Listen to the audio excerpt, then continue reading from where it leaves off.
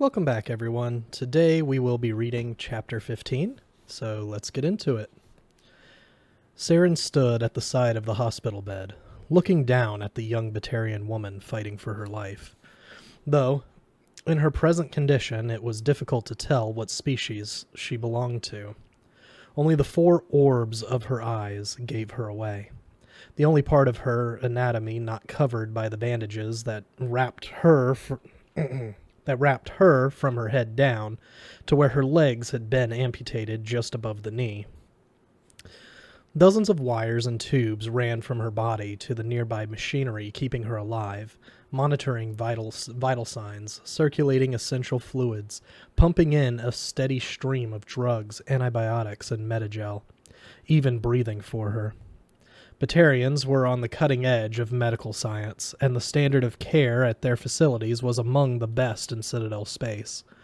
Under normal circumstances, she would be receiving around-the-clock attention from the staff, but apart from the 2 of them, the room was empty. Saren had sent the doctors and nurses out once they had updated him on her status, closing the door behind them. "You can't do this," the doctor in charge had protested. "She's too weak. She won't make it." But in the end, neither he nor any of the other staff had the courage or the will to defy a direct order from a Spectre. Generally, Batarians were a hardy species, but even a Krogan would have had difficulty surviving the trauma this patient had been through. Her missing legs were the most obvious injury, but Saren knew her burns were the most horrific. Under the bandages, her skin would be all but melted away, exposing the seared flesh and charred tissue beneath. The biolab in the basement was growing skin grafts from samples of her own genetic material, but it would be at least a week before they were ready to begin reconstruction. The explosion would have scarred her internal organs as well, the pressure from the blast forcing superheated air and noxious fumes down her throat and damaging them beyond repair. Only the host of instantly beeping machines kept her alive, struggling to compensate for the failing systems of her body while cloned organs were being grown. However, like the skin grafts, it would be many days before they would be ready. Rampart infection and massive heart failure brought on by traumatic shock were a constant threat while she was hooked onto the machines. And even if she survived another week, the strain of the numerous surgeries necessary to repair all of the damage might be more than her ravaged body could endure. She was resting peacefully right now. The doctors had put her into a light drug-induced coma to allow all her energy to be focused on healing. If she responded to treatment, she would come out of the coma spontaneously in 3 or 4 days as her condition improved. However, the fact that they were waiting to see if she regained consciousness before beginning work on prosthetic limbs to replace her legs told Saren everything he needed to know about the patient's condition. For all the miracles of medical science, organic life was still delicate and fragile, and it wasn't likely this woman was going to survive. But Saren didn't need her to survive. She was a witness to what had happened at Datan, the only living witness. They had identified her by cross-referencing genetic material with an employee databank. She was a low-level worker in the accounting department, and all Saren wanted was to ask her one question. He took the syringe the doctor had reluctantly prepared at his order and plunged it into one of the intravenous lines. It was highly unlikely this woman knew anything about the attack on Datan, and even less likely she knew anything about Sidon. But everyone else on duty at the plant was dead, and Saren had a hunch her survival was more than just blind luck. Maybe she had some warning, some knowledge none of the others did that had almost enabled her to escape unscathed. It was a long shot, but one he was more than willing to take. One of the machines began to beep loudly, responding to her rapidly quickening heart rate as the Spectre pushed the amphetamines into her system. Her body began to quiver, then tremble, then went rigid and stiff as she sat bolt upright. Her eyelids shot open, though the orbs beneath had been cooked blind by the fires. She tried to scream, but the only sound her charred throat and lungs could produce was a rasping wheeze, barely audible from behind her ventilator mask. Still, sitting up, her body went into seizure, rattling the tubes and the metal frame of her hospital bed as she thrashed uncontrollably. After several seconds, she fell back, exhausted and spent, panting for breath, her blind eyes closed once more. Saren leaned in close to her melted ears, speaking loudly so she could hear him. Jella, Jella, turn your head if you can hear me.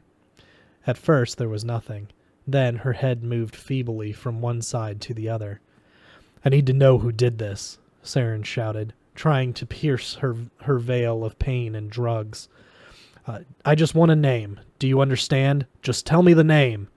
He reached over and lifted her breathing mask so she could speak. Her lips moved, but nothing came out. Jella, he shouted again. Louder, Jella. Don't let the bastard get away with it. Who did this to you? Her words were barely more than a whisper, but Saren heard them clearly. Idan Hara. Satisfied, he replaced her breathing mask and pulled a second syringe from his pocket. This one would put her back into the coma, giving her at least a fighting chance for survival. He hesitated before administering it. As a Spectre, he was familiar with the reputation of the man she'd identified, a ruthless businessman who operated on both sides of Batarian law. Idan had always been careful not to involve himself in anything that would draw the attention of the Council to its agents. He had never shown any interest in artificial intelligence research before. Saren's train of thought was momentarily broken by the sound of Jella coughing and gagging in her bed. Dark specks splattered the inside of the ventilator mask, blood and pus expelled from her lungs with each choking breath. There was more to the raid on Sidon than Batarian nationalism and anti-human terrorism, he realized. Idan didn't mix politics and business, and it wasn't just about money. Idan had plenty of other ways to make a profit that didn't incur the risk of Spectre involvement. There was something strange going on here, something he wanted to investigate in more in depth. Jella's body began to convulse. The beeping of the machines became a single high-pitched whine as her stats dropped below critical levels. Saren stood motionless, watching as her numbers plummeted while he considered his next course of action. Idan had built a magnificent mansion near the city of Ujun, Kamala's capital.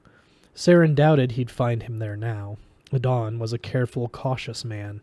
Even if he was sure nobody knew about his connection to Sidon, he'd have gone into hiding the moment he learned someone survived the attack, just to be safe. He could be anywhere by now. No, Saren corrected himself, ignoring the frantic beeping of the machines and the violent spasms still rocking Jella's body. Idan wouldn't have risked trying to clear port security. Not if there was even the slimmest chance someone already knew about his involvement, which meant he was probably still hiding somewhere on Kamala. But there were plenty of places Idan could hide on this world. He controlled a number of mining and refinery operations. Enormous plants spread across the entire surface of the planet. Most likely, he was holed up at one of these. The problem was figuring out which one. There were literally hundreds of those facilities on Kamala. It would take months to properly search them all. And Saren suspected he didn't have that kind of time. Jella was still thrashing uncontrollably, trapped in the throes of her ravaged body's desperate struggle to survive. But she was growing weaker now, her strength ebbing away. Saren idly twirled the hypodermic that might save her between his fingers, still considering the problem of Idan as he waited for her to expire. It had been obvious the humans didn't know who was behind the attacks, so Saren didn't see any reason to share this latest information with the Council, at least not yet. He'd tell them about the illegal AI research at Sidon, of course. It would cause serious trouble for the Alliance and draw attention away from his own continuing investigation into Dawn's involvement. But until he knew exactly why the Batarian considered the rewards of this mission worth the incredible risk, he'd keep Adon's name out of the reports. Now all he had to do was figure out how to find him. 2 minutes later, Jella was finally still. The Turian checked her body for any signs of life, confirming what the monitors already told him. She was gone.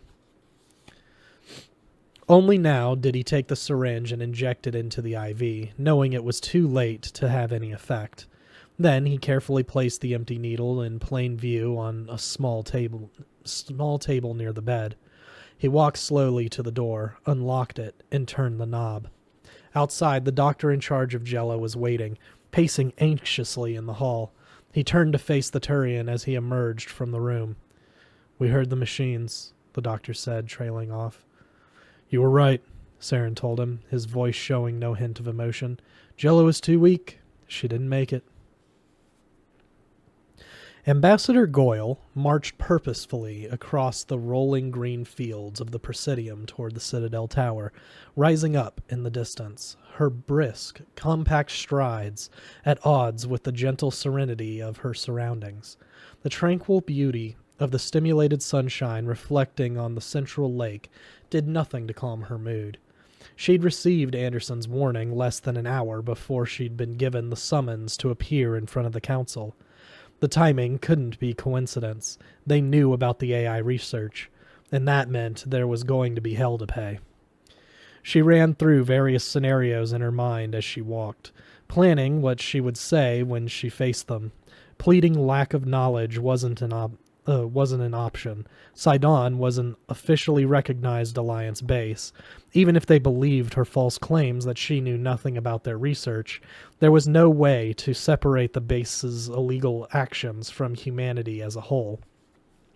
It would only make it appear as if she was a figurehead with no real power. Being contrite and apologetic was another tactic, but she doubted that would have any influence on the severity of the punishments the Council would levy against humanity and the Alliance.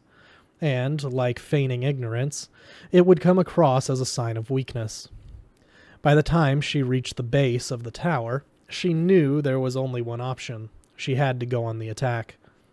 A scale model statue of a mass relay stood off to her left, a 20-foot-tall replica of the Prothean's greatest technological achievement that welcomed visitors approaching the heart of the galaxy's most magnificent space station. It was a striking piece of art, but the ambassador was in no mood to stop and admire it. She marched up to the guards standing at the tower's only entrance, then waited impatiently while they confirmed her identity. She was pleased to note that one of the guards was human. The number of humans employed in critical positions throughout the Citadel seemed to grow every day, further evidence of how valuable her species had become to the galactic community in only a few short years. It strengthened her resolve as she entered the elevator that would rocket her up the outside of the tower to the council chamber. The elevator was transparent. As she shot heavenward, she could see the whole of the Presidium stretched out beneath her. As she climbed even higher, she could see beyond the edges of the Citadel's inner ring.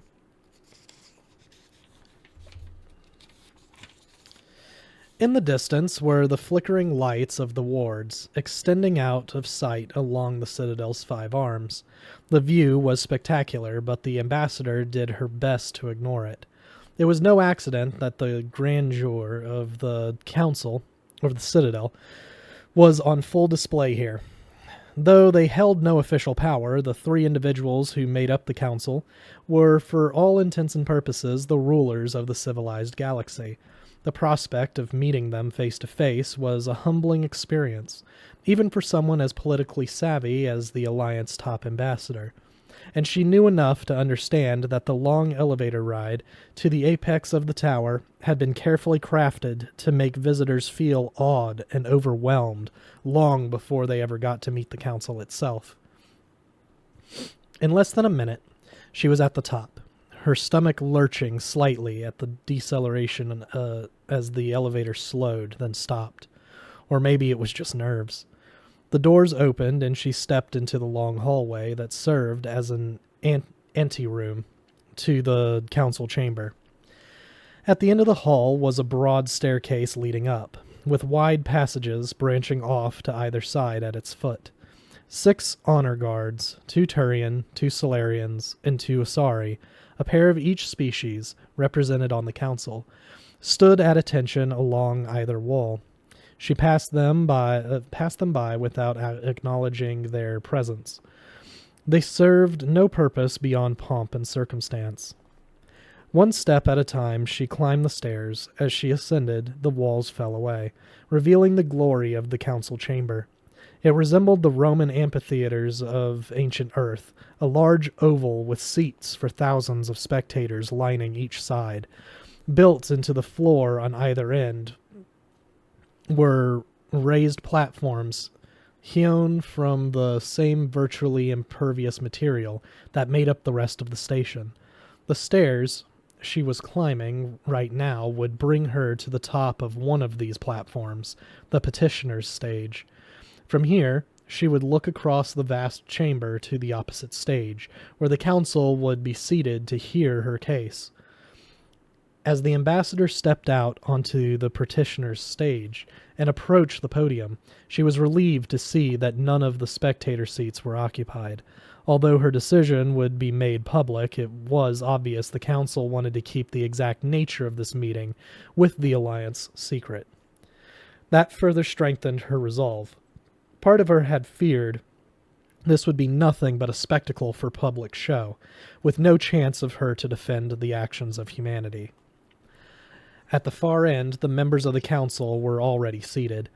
The Asari counselor was in the center, directly across from Ambassador Goyle. To her left, Goyle's right, was the Turian counselor. To the Asari's right was the Solarian representative.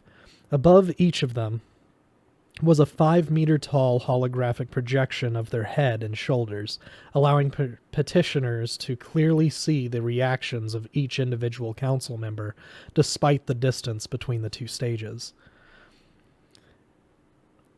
"There is no need for pretense here," the Turian said, beginning the proceedings with surprisingly little formality.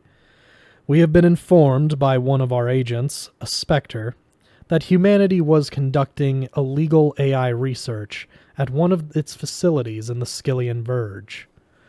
That facility was destroyed," Ambassador Goyle reminded them, trying to play on their sympathies. "Dozens of human lives were lost in an unprovoked attack."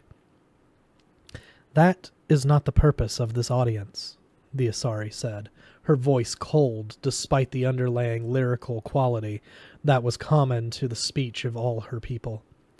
"We are only here to talk about Sidon itself." "Ambassador," the Solarian chimed in, "surely you understand the dangers artificial intelligence represents to the galaxy as a whole?" "The Alliance took every conceivable precaution with our research at Sidon," Goyle replied, refusing to apologize for what had happened. "We have no way to know that but your word," the Turian shot back. "And you've already proved how unreliable your species can be."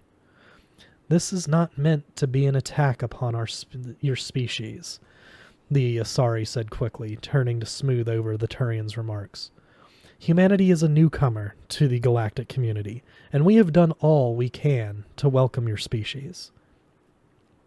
"Like when the Turians conquered Shanks in the First Contact War." "The Council intervened on humanity's behalf in that conflict," the Solarian reminded her. "The Turians were escalating their response, assembling their fleet. Millions of human lives would have been lost if not for our intercession. I was in full support of the Council's actions then," the Turian made a point of noting.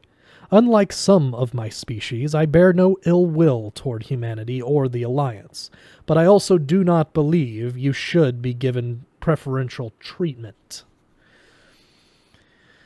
"When we invited humanity to become part of Citadel space," the Asari said, picking up the Turian's train of thought without missing a beat, You agreed to be bound by the laws and conventions of this council. You only want to make an example of us because we're pushing the Batarians out of the Verge, Goyle accused. I know their embassy was threatened to succeed from the council if something isn't done.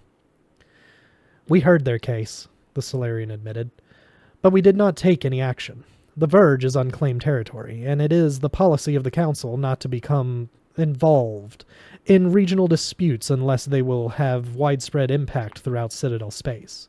We seek to preserve the autonomy of every species in all matters except those that threaten the galaxy as a whole. Like your research into artificial intelligence, the Turian added. The ambassador shook her head in exasperation.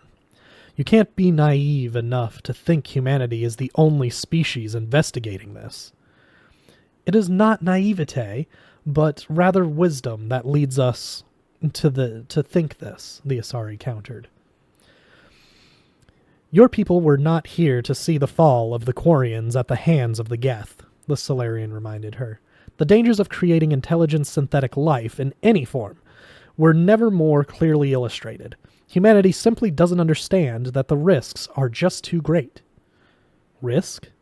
Goyle struggled to keep from shouting while she continued to press the attack. The only risk is burying your heads in the sand and hoping this all goes away. The Geth are still out there, she continued. Synthetic life is a reality. The creation of a true AI, maybe an entire race of them, is inevitable. They might even be out there somewhere already, just waiting to be discovered. If we don't study synthetic life now, in a controlled setting, how can we ever hope to stand against it? We understand there are risks inherent to the creation of synthetic life, the Asari remarked. But we do not automatically assume that we will have no other choice but to come into conflict with them. That is a conceit of humanity. Other species embrace the underlying philosophy of mutual coexistence, the Solarian explained, as if he were lecturing her. We see strength and unity in cooperation. Humanity, however, seems to still believe competition is the key to prosperity. As a species, you are aggressive and antagonistic. Every species competes for power, the ambassador shot back. The only reason you three are able to sit and pass judgment on the rest of the galaxy is because the council races control the council fleet. The council races commit immeasurable resources in our efforts to ensure widespread galactic peace, the Turian angrily declared. Money, ships, and even millions of our own species are all freely given in the service of the greater good. Often, the rulings of the council go against our own species, the Solarian reminded her. You know this from experience. The Turians were forced to make heavy reparations to the Alliance after your first contact war, even though it could be argued that the conflict was as much humanity's fault as theirs. The connection between theoretical philosophy and practical actions is a fine one, the Asari conceded. We do not deny that individuals on their own, and cultures or species as a whole, will seek to expand their territory and influence, but we believe this is best accomplished with the understanding that there must be reciprocity. What you humans call give and take. This makes us willing to sacrifice for the sake of others, she concluded. Can you honestly say the same about humanity? The ambassador didn't make any reply. As the top Alliance representative on the Citadel, she'd studied interstellar politics in great depth. She was intimately familiar with every ruling the Council had made in the last 2 centuries. And although there was an ever so subtle bias toward their own peoples and the overall pattern of the Council's decisions, everything they'd just said was fundamentally true. The Asari, Solarians, and even the Turians had well-deserved reparations for selflessness and altruism on a galactic scale. It was one of the things she still struggled with, This delicate balance the other races maintained between self-interest and the collective well-being of every species who swore allegiance to the Council. The integration and amalgamation of new alien cultures into the interstellar community was almost too easy. It seemed unnatural. She had a theory that it was somehow connected to the underlying Prothean technology that was common to every spacefaring species. It gave them a point of similarity, something to build on.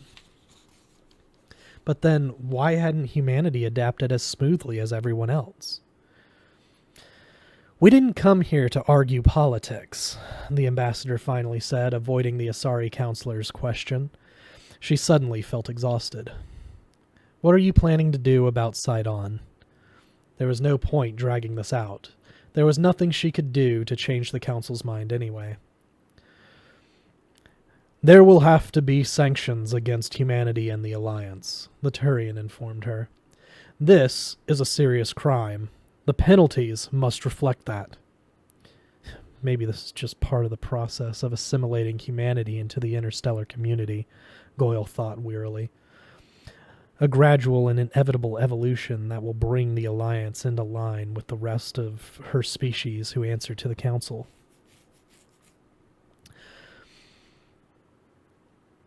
As part of these sanctions, the Council will appoint a number of representatives to monitor Alliance activity throughout the Verge. The Solarian was the one speaking now, going into the details of humanity's punishment. Maybe we're just fundamentally different from most other species, Goyle thought, only half listening to the judgment being handed down. Maybe we don't fit in because there's something wrong with us. There were a few other species, like the Krogan, that were warlike and hostile at their core. In the end, the Krogans had suffered for it, incurring the wrath of the rest of the galaxy, decimating their numbers and leaving them a scattered, dying people. Was this to be humanity's fate as well? These appointed council representatives will also conduct regular inspections of all Alliance facilities and colonies, including Earth, to ensure you are in compliance with the laws and regulations of the Citadel. Maybe we are antagonistic. Humanity was certainly aggressive, not to mention assertive, determined, and relentless. But were these really flaws?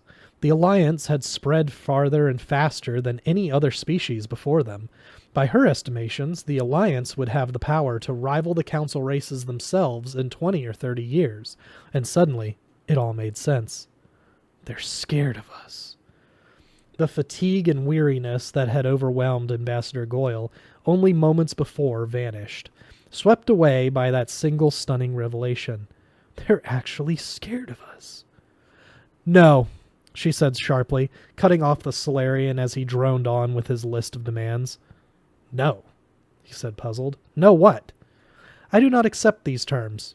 She had almost made a terrible mistake. She had let these aliens manipulate her, twist her mind until she doubted herself and her people. But she wasn't about to grovel before them now. She wasn't about to apologize for humanity acting human. "This is not a negotiation," the Turian warned her. "That's where you're wrong," she said with a fierce smile. Humanity had chosen her as their representative, their champion. It was her duty to defend the rights of every man, woman, and child on Earth and across Alliance space. They needed her now, and she would fight for them. "Ambassador, perhaps you fail to understand the gravity of the situation," the Asari suggested. "You're the ones who don't understand," was Goyle's stern reply. "These sanctions you're proposing will cripple humanity. The Alliance will not allow this to happen. I won't allow this to happen." "Do you really think humanity can defy the Council?" the Turian asked, incredulous. "Do you honestly believe your people could triumph in a war against our combined forces?" "No," Goyle freely admitted. "But we wouldn't go down easy, and I don't think you're willing to go to war over something like this, not with us. The cost would be too high. Too many ships and lives lost in a conflict we all want to avoid. Not to mention the impact it would have on all the other species. We're the dominant force in the Skyllian Verge and the Attican Traverse. Alliance expansion drives the economies of those regions. Alliance ships and soldiers help maintain order out there. From the expressions on their respective holographic projections, the ambassador could see she'd hit a nerve. Eager to press her point, she kept speaking before any members of the council could respond. Humanity is a major trade partner with half a dozen other species in Citadel space, including each of your races. We make up over 15% of the population here on the Citadel, and there are thousands of humans working in CSEC and Citadel control. We've been part of the galactic community for less than a decade, and we're already too important, too essential, for you to simply force us out. She continued her triad, still talking even as she drew in a much-needed breath, a technique she'd mastered early on in her political career. I'll admit, we made a mistake. There should be some type of penalty, but humans take risks. We push the boundaries. That's who we are. Sometimes we're going to go too far, but that still doesn't give you the right to slap us down like overly strict parents. Humanity has a lot to learn about dealing with other species, but you have just as much to learn about dealing with us, and you better learn fast, because we humans are here to stay. When the ambassador finally stopped, a stunned silence fell over the council chamber.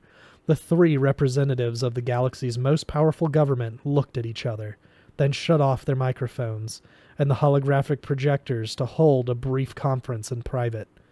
From the other side of the room, it was impossible for Goyle to read their expressions or hear what they were saying without any amplifying technology, but it was clear there was a much heated debate. The meeting lasted several minutes before they reached some kind of accord and switched their mics and holographic projectors back on. "What kind of penalties are you suggesting, Ambassador?" the Asari counselor asked. Goyle wasn't sure if the question was sincere or if they were trying to lure her into some kind of trap. If she suggested something too light, they might just dismiss her and force humanity to accept the original terms. Consequences be damned. "Monetary fines, of course," she began, trying to determine the bare minimum they would consider acceptable. Although she wouldn't admit it, Goyle knew it was important to discourage other species from illegal AI research as well. "We'll agree to sanctions, but they have to be specific, limited in scope, region, and duration. We'll oppose anything unilateral on principle alone. Our advancement as a society cannot afford to be hindered by overbearing restrictions. I can have a team of Alliance negotiators ready tomorrow to work out the details of something we all can live with." "And what about the inspectors appointed to oversee Alliance operations?" the Solarian asked. He'd made it a question, a request, instead of an order. That's when Goyle knew she had them.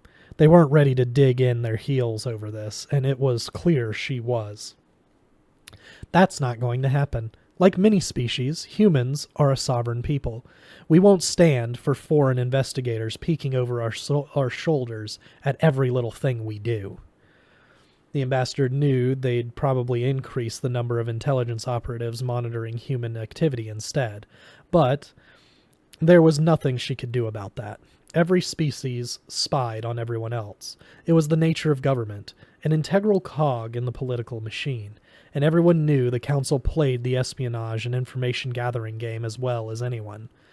But having to escalate Alliance counterintelligence activities was a damn sight better than granting unrestricted access to a team of officially appointed Citadel observers. There was another long pause, though this time the council didn't bother to confer. In the end, it was the Asari who broke the silence. "Then, for now, this is how we shall proceed. Negotiations from both sides will meet tomorrow. This meeting of the council is adjourned." Goyle gave a demure nod of her head, keeping her expression carefully neutral. She'd won a major victory. There was no benefit in gloating over it. But as she made her way back down the stairs of the petitioner's stage and headed toward the elevator that would take her back to the Presidium, a sly, self-satisfied smile crept across her lips. That's it for Chapter 15. We'll see you guys next week with Chapter 16.